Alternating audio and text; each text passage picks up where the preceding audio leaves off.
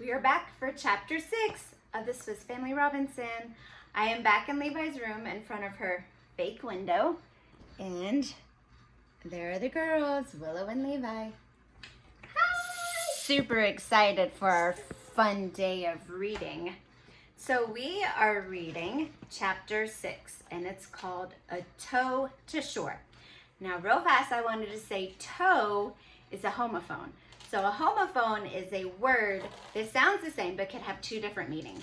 So are we talking about a toe like on a foot? Did they find a toe on a shore? Or did they get a toe, which is like being pulled? But I know what the answer is because I can see it. And this tow is spelled T-O-W, which is like if you tow something or pull something. So something is getting pulled to shore. So let's see what it is. Okay. I woke the next day and began to tan the kangaroo hide as I thought it might come in handy. When taking a short break, I looked for Ernest and Jack. My wife thought they might have taken Turk along for company when digging up more potatoes or getting other supplies. It worried me that they were on their own, but there wasn't much I could do about it now. I left my wife with little Franz while Fritz and I set off for our boat. As we crossed the bridge, Ernest and Jack sprang out from the bushes, taking us by surprise. We fell together laughing, and they begged us to take them to the ship. Instead, I sent them back with a message to their mother that Fritz and I would stay overnight on the wreck to get more done. They sulked away to tell their mother the news. We took our little boat out to the current and talked together of building another boat to carry heavy items. Once at the wreck, we found the wood we would need for more building, the barrels and beams to make our larger boat, and some empty chests that would be perfect for storage. Before ending the day, we made our new boat and launched it as we had the last. After all that heavy work, hunger overtook us. We made a great feast from the ship's supplies and slept on the mattress, feeling like kings. The next morning, we took all the chests we could carry, loaded our larger boat with furniture and window frames, more cooking supplies, and even a chest of gold. Gold. They found gold. We also discovered some baby fruit trees still alive that we were thrilled to be able to plant. These were apples, pears, chestnuts, oranges, almonds, peaches, plums, and cherries. We located tools, paint, wheels, spades and shovels, sacks of wheat and dried peas, and the parts to make a mill. It seemed unbelievable that we had found so much, but we understood that it was all supposed to go start a new colony before our wreck. Our greatest find by far were mattresses that we knew would make our family overjoyed. We counted ourselves lucky indeed. Fritz, remembering his shark, grabbed a ship's harpoon that he got ready just in case. And then, both boats loaded, we were ready to set off. As we did, I heard Fritz call me from behind the sail. "Father," he called out, "steer this way, quickly." I did as he asked and suddenly felt the boat being pulled towards the shore. I looked around the sail to find an amazing sight. Fritz had managed to hook his harpoon on the shell of a sea turtle, and it was pulling us to shore with great speed. So that's what was being towed. They were. Wait, what?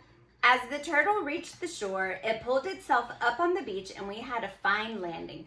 The turtle was very tired after pulling us and was easy to catch and pull up into one of our tubs. As we landed, our family ran out toward us to see all that we had brought back, including our mighty turtle. The boys ran off to get their sled so we could transport back as much as possible before nightfall. We managed to get the turtle onto the sled, and then, carrying some of our fruit trees, we made our way home, talking about our adventure. "I would like you to look at some roots I found," said Ernest. "I think they might be useful." In fact, Ernest had found a root that could be made into flour, and it would be lovely to have bread for the first time since we landed. I love bread. If I lived in a place without bread, I would be sad. So I feel their pain. I understand that they want bread.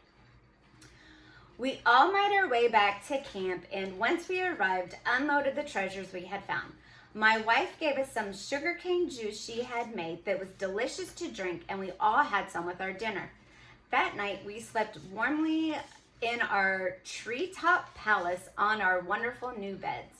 I woke early to our happy home, and after working for a while, I came back to find everyone still asleep. They woke surprised at how late it was. We all laughed and blamed it on the amazing mattresses. After breakfast, Fitz and I rallied ourselves to head back to the wreck again. This time, Jack looked simply too sad, so I took him with us. He was thrilled to come on the trip and to help collect the few things to take with us. Jack was free to explore the wreck, and sure enough, he came out with a great find, a wheelbarrow. We made our way back to the shore to see a strange sight. A troop on the beach that looked like stooped men in black jackets and white pants. Maybe they're pygmies, said Jack. No, Jack, I laughed. They're penguins. Then we landed on shore. Jack ran after them. While most got away, he managed to tackle about 6 of them, which we decided to take back with us. We made our way home to find Ernest and my wife eager for our return. Do you think those poor penguins enjoyed that? They were there, just minding their own business. They're not penguins. Penguins live in the Arctic, Mommy. They are penguins. It literally said they're penguins. Those penguins were minding their own business, and then all of a sudden, they got tackled by some crazy boy. Those penguins were probably like, what in the world? Why were there penguins in the summer? They live on the Arctic. Okay, that is not true. We can Google that later. Once settled in, we all settled down to grinding the root Ernest had found into flour for bread. We grated it onto a sail and then squeezed the juice out of what had ground until we had wet flour. When done, we stored it and planned to make the bread the next day.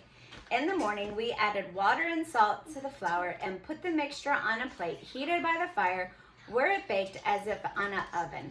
When done, we were only too happy to eat the delicious treat. That night, we ate penguin, which was fishy and tough, and potatoes. The other penguins seemed to have become friendly with the chickens. We set them free, and they wandered happily with the flock, perfectly tame. We all stood in wonder, looking at the strange herd of animals that was now part of our family.